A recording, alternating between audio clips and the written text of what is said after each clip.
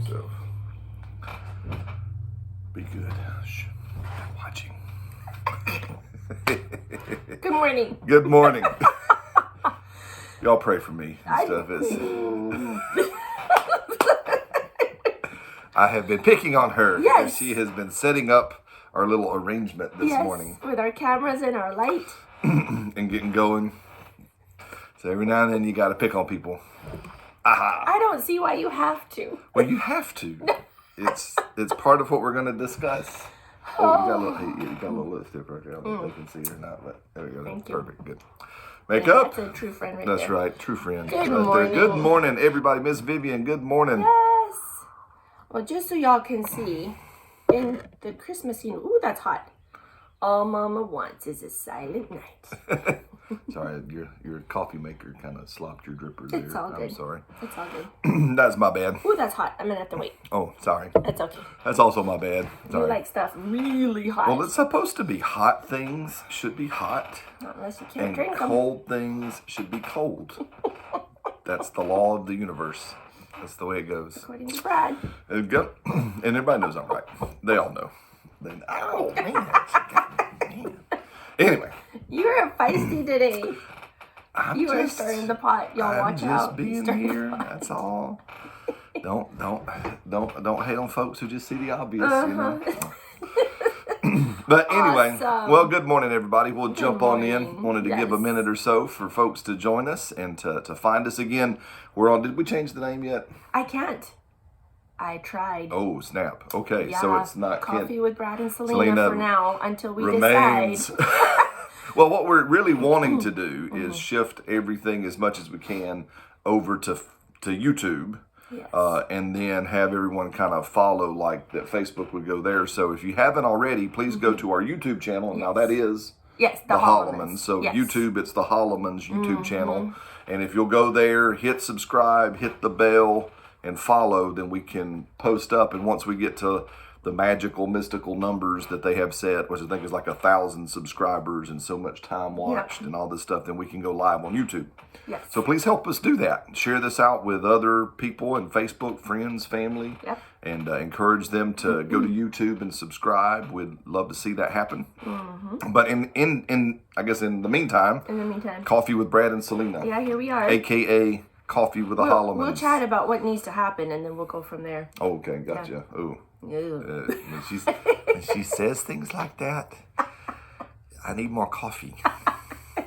And so, You're funny. anyway, so we're going to pick up where we left off yesterday with this is Relationship Week. Yes. This is when we want to talk about all things relationships. So please, you can submit your questions or comments. We do want this to be a conversation here. So in the comments, you can do it or message us or over on the webpage, you can find us, thehollemans.com.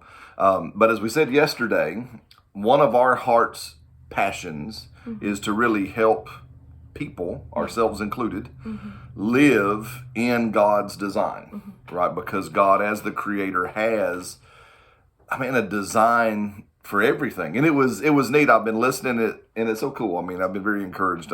Different people I follow, different other churches and ministries, and I've been hearing people for the first time again. Is that what it is? Yeah. So seems like it's a new old thought Yes. that people keep repeating. It's resurfacing. It's resurfacing, which is exciting to me, that, the Bible has an answer for every situation that we would ever face in our entire life. Yeah. The Bible has an answer. And, that is something I think that has been lost in the church at large through truth being relative. That might be true for you, but it may not be true for me. And truth is based on what we're experiencing at the time. But I'm glad to hear that the little ripples throughout God's people are rising and bubbling again that know the Bible has an answer. Absolute There truth. is an absolute truth. Yes. And that truth is found, or the beginning of that truth is found in looking for God's design. So we said that in the very beginning of the story, right, God said, don't live alone. Right. Don't, and not just, and yes, that includes the concept of marriage, but really it's the concept of all humanity. that God was saying, as people, as humans, you were not designed to be by yourself. Right? Even Solomon in Proverbs chapter 18, verse 1, Solomon says, all of those who would willingly and knowingly isolate themselves from others, they rage against all sound wisdom and judgment. Yes. Yeah. So, I mean, again, we know Proverbs as Christ followers is the great wisdom book. And here Solomon says, and I don't hear a ton ever really spoken much on that verse, but here Solomon says, hey, listen, and if you choose to try to do life alone, then this book, this wisdom book I'm writing, not going to really help you much. Wow, that's huge. Because you're raging, you're fighting against wisdom. Yeah. Right? When we isolate ourselves for whatever, and guys, listen, for whatever excuse, if we isolate ourselves from other people, Yeah. right? Now again, and I know this is all the big thing too, and I know, and this is I know culturally there's truth in this that needs to be looked at from a psychological, philosophical answer, and it's the famous boundaries, right? For sure. And I believe, and I know because there's people out there that, man, they love them some boundaries. They've been abused, and genuinely, I mean, so I get it. Do we need good, healthy Absolutely. Absolutely. Yes. But we can't hide either. Right. Yeah. Because I've also seen people boundary everybody out of their Everybody life out of their life. Yes. because you're not safe. Yes. Yes. Exactly. You're not healthy. You're not, and what they mean by you're not safe is you're not healthy is you told me something I didn't want to hear. You challenged me on something. You challenged me on something. You made me uncomfortable. And so, and that's raging against sound wisdom and judgment. Yeah. So again, please, I hope y'all hear me. Yes. If people are genuinely abusive, if you are finding yourself in an abusive situation, Yeah. right, then yeah, you do need to set a boundary. I'm not there with that person. Yeah. Right. Yeah. But You need good, healthy people in your life. But you need, and here's the thing back again. So, and we said it a little bit yesterday, right? That God in his first mention, when he creates the very first human relationship, he created a relationship that was intentionally and distinctly opposite Yeah. and different. Yes. Yeah. Like that was God's design. He could have made two people the same. He could have made two people that were just, whatever, they were just like, Oh, we jive. yeah, we're just right there and all this, but he didn't. Yeah. He made two, now equal, yes. Absolutely. Equal in value, equal in worth, equal in place with him in relationship. Yes. So we're not talking about an equality Issue here. Yeah. We're talking about God in his wisdom, we might even say in his sovereignty. Yes. Yeah. God chose to Yes. make the first relationship two opposites, two different folk. Yes. We have to pay attention to that. And the reason why is our culture today teaches us to edit out people that are different. Yes. That's what the culture Yes. says. Oh, they're not like you. I've even talked to, I have a very good friend of mine that teaches in high school. And she says, if you're not part of that class, then you're in a different tribe and they don't speak to you. And I've noticed that with young people, I'm not, in my teens or 20s, so I don't get spoken to by those groups of people. If I go across and shake hands and speak to them, at first is very awkward because they're like, you're not supposed to be talking to me. You're different. in your 40s. You're different. Even though we might share a lot of different things, like even same church, same everything, right? But there's just this barrier between ages. Excuse me. So it doesn't mean just different, ethnicities, different cultural backgrounds. Different. Even now it's so segmented that it's different age groups. Yeah. So well, and so let me just go ahead and lead because of time's sake and stuff. Here is that there is the reason why it's important. Yes. Is because we titled today's little conversation tend your relationship. So back to the garden. Adam received a command, right? And again, at that time, Adam and Eve were one, and there's a whole nother conversation, like literally one. Like one person. She was in him, right? I mean, yes. and so, because again, for those, God, when he went to make Eve, he didn't go somewhere new. He didn't return to the dust and make Eve. He went to where Eve was, which was inside of Adam. And he pulled out from Adam everything that was Eve. And we know that by Adam's own confession, as Moses recorded it. So when Adam sees Eve for the first time, after he's woken up from his anesthetic, he looks at Eve and goes, "Oh, There. bone of my bone, flesh of my flesh. There I am. Yeah. That used to be in here, now it's out here. Yeah. Thank you, God." Yeah. Right? And so there is, and so again, even when we talk about difference, we're not talking about lack of oneness. Right. Exactly. Yeah. Actually, what we're talking about is the key to oneness is what I'm wanting to get to. Because see, the key to oneness, the key to unity, and whether that's in a marriage relationship, whether that's you want to be closer with your kids, whether that's you want to be closer with friends, you want to be closer with other family members, whoever it is you want to experience more unity with, Yeah. it begins by understanding and valuing That's right. their difference. That's right. You have to see how they're different Yeah. and do something a little odd. Be grateful for that difference. Yeah. You have to see that they're different, acknowledge how they're different, be grateful for how they're different, value their difference. Yeah. Because that's what God intended from the beginning, right? God intended from the beginning. Hey, we got from Uganda watching. That's awesome. Hello. So, and how would you say Musei?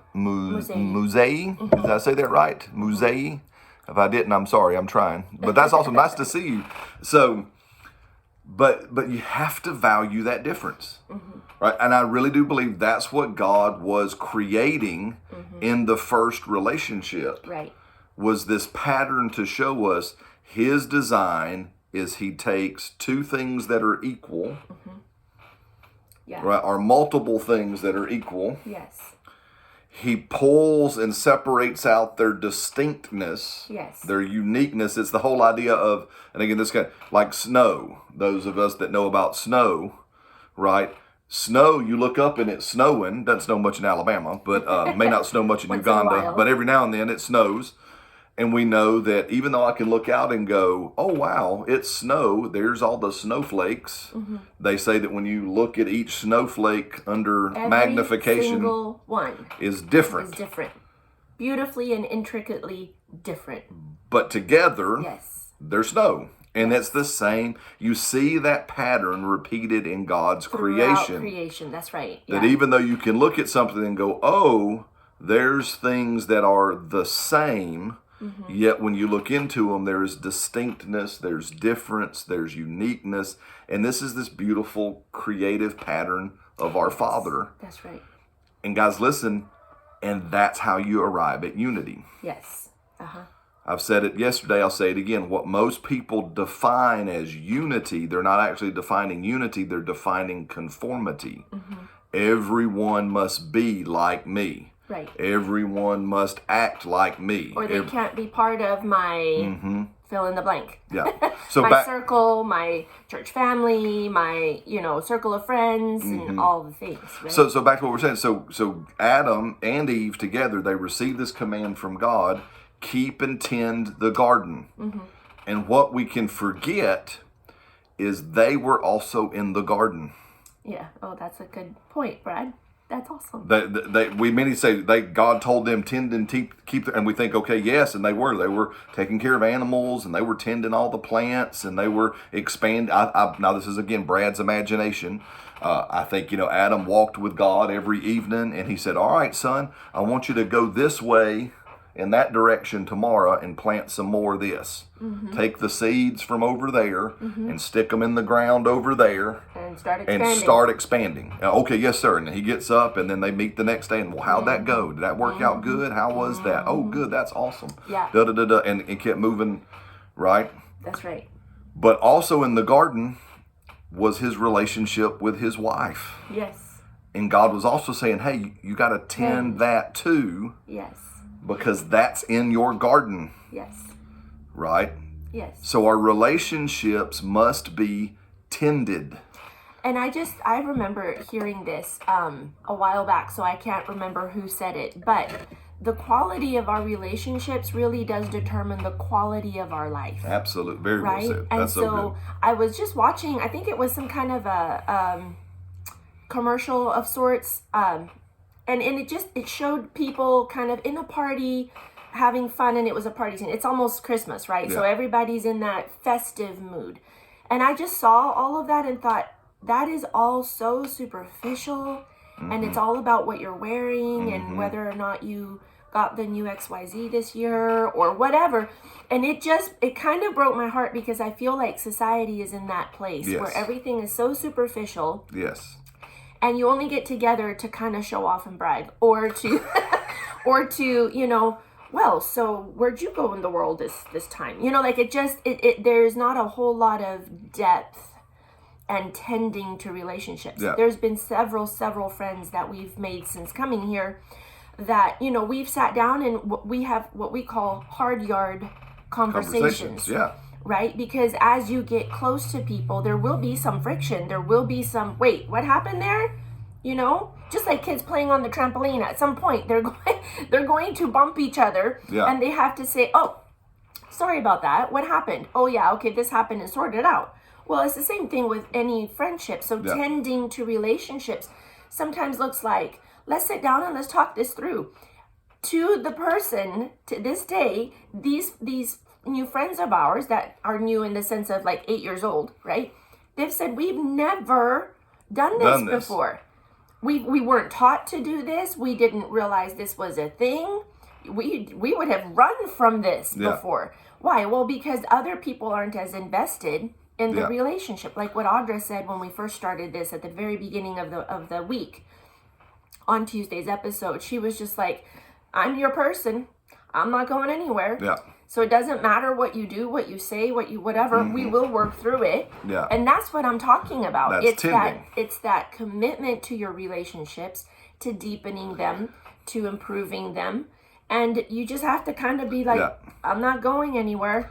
Well, and here's the thing. So, and again, to come back to that analogy of the original garden, right? So the garden wasn't the only thing that started having weeds, True. right? At that fall of man, Yep. even our relationship Yep. can have weeds. That's right. And we have to tend the garden Yes. to keep from getting weedy, Yes. right? And keep things from growing. And again, why do you think the Bible says, be careful that you don't let a root of bitterness spring up? Where? In your relationship. That's right. Why? Because, again, are y'all catching this? So again, what were we made of? In the comments, just real quick, if you can, what were we made of? Right? What did God use when He made mankind? Anybody? Anybody? I know there's a lag, but Yes. I'm gonna go ahead and answer for time. Dirt. That's right. We were made from the dirt of the ground, Yes. right? Well, that's why we have weeds. And not just weeds, the weeds of life, the physical, I'm talking about thorns and briars and poison ivy that like is in our yard out here, it's in the ground. Well, again, if you look then at the relationships that we have, God says, tend them. Don't let roots of bitterness Right. spring up. Right. Again, and for time's sake, because we're really pushing the clock, but we're going to go a little bit over, is, so we're here. Sorry, I got bumped just for a second in my head. Boop. And so, It happens. we're tending this ground. Well, I'm trying to think how to. That's why Paul in the New Testament, and maybe tomorrow we can unpack this a little bit further, is Paul's prayers for his people. Because again, we think of the Apostle Paul, and the Apostle Paul had all these relationships with these churches that he started. Yes. And they were weedy. Yes. Yeah. They weren't. I mean, sometimes we can read the Bible and think, oh man, I think it even, I don't know if it's this like, blissful utopia where nothing ever goes wrong, nothing's ever an issue, you know, because it was the Apostle Paul, right? and it was the, and again, and even the church, it was the early church, and the way we declare the early church many times, because you hear all the past, I just want us to get back to the early church. I just want us to go, we can go back to the purity of the early church. And I think there's a measure of truth in that. I see where they're coming from. But the early church was just as messed up as we all are. Yes. Right? Nothing new under the sun. Right? That's why Paul prayed prayers like he prayed to the Philippian church. I pray. And let me back up. He's always, if you go look at Paul's prayers, and I'm working on a podcast series that will unpack these prayers. So look for that to come soon. Every prayer that I have found so far always begins this way. Father, I thank you for these people. Yes. That's where he's, and now some of these people were jacked up. They were they were, as we'd say in Alabama, they were a hot mess, right? They were there. And he starts every prayer with, I thank you. I thank you for them. Listen, how do you tend your relationships? You're stepping on my toes, Brett. I know. Me too. How do you tend? Because again, there's people come up, and again, I'll pick people who throw up the boundary thing we said earlier. You told me truth, Pastor Brad. You crossed a boundary. You're verbally abusive. You're unsafe. If I'm not careful in my humanness, I go, well, fine. I won't be thankful for you. Bye. You know. We're very quick, just as humans, to write people off. Yeah. And go, okay, never mind. Moving on. Again, in Alabama speak, I know maybe our Uganda sister who's watching may, we look at they're cray-cray. They're just, woo-hoo. They ain't all here, right? They're just, and so, but no, Paul said, even in the midst of people who were again going through stuff like we go through stuff, who were walking out their salvation just like we're walking out our salvation. That's right. Yeah. And Paul begins man, I'm thankful for you. Yeah. So grateful for you. That's a good point. Man, so thankful. How the number one tool to help you tend your relationships is gratitude. Gratitude for each other. And that's not just I'm thankful for your difference. Yes. I'm thankful for how you're different. Yes. I'm thankful for the difference. We are very different. I'm thankful for that difference. I'm thankful for how you're different. I'm thankful. That's right. Right, that's how you tend your garden. And then the other one, and I'm coming back to I know I've been bouncing around a lot, but coming back to the Philippian prayer. So Paul prays this way. He prays, he says, hey, listen, I pray that your love would abound. That it would, and I love that word abound in the Greek language means to go from bud to bloom. We can say, beautiful picture. I pray that your love would blossom more and more. That the flower, if you will, the flower of your love would just continually open and open and open. I love those time release videos that show you that, because it seems like it's just going to go and stop. It just keeps going and going. It's just beautiful how God designed it. Right, and that's what he said, man, I pray that your love abound. Right? Now, this is that prayer in Philippians. I pray that your love abound.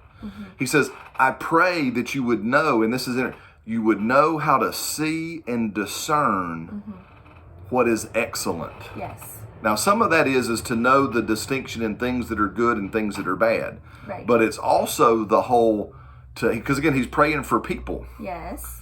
Absolutely. And he says, I pray that you learn how to just see what's excellent in each other. I love something that Audra brings to our family when she says this. She says, and I think she got this from a lady she reads after, that said, have the most generous thought about each other. That's what Paul was praying. That's right. That you would open up and abound in love, and then you would have the most generous thought about each other. That's right. Yeah. Right, that your first thought when a challenge arises, when a relationship issue comes up, when something happens, that we would train ourselves that our first thought is, well, Selena's just so generous to me, that our assumption wouldn't be she's trying to get me. Right. She's trying to hurt me. That's right. She's trying to hurt my feelings. She's trying to. I was just coming, and again, and I know I'm picking. I was just trying to come and share. I was just trying to come, and I just needed a listening ear. And true, and I get that that's true. Sometimes we just do need people just to listen. Yeah. Right. But at the same time, she may listen and go, okay, I've heard you. I've heard you several times. Now, and again, we say this in our. Now, what you gonna do? Yes. Now what? Now what? And when they come and they challenge us with, okay, well, now what? Okay, I've heard you. Okay, I've listened. Yes. Now, have you thought about doing this? Yeah. Yeah. That we not go immediately to a thought of how dare they? How dare? Well, I know I'm coming to land, but we see Paul through this prayer. He then says the next. And I was trying to get this. He says, "I pray that you would be sincere." Right, which is a word, we'll unpack it in the podcast about purity, and that you would be without offense. Yeah.